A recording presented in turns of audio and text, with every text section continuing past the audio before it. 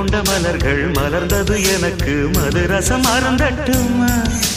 விடுகின்ற வரையில் முடிகின்ற வரையில் கவிதைகள் எழுதட்டுமா முத்தம் என்ற கடலில்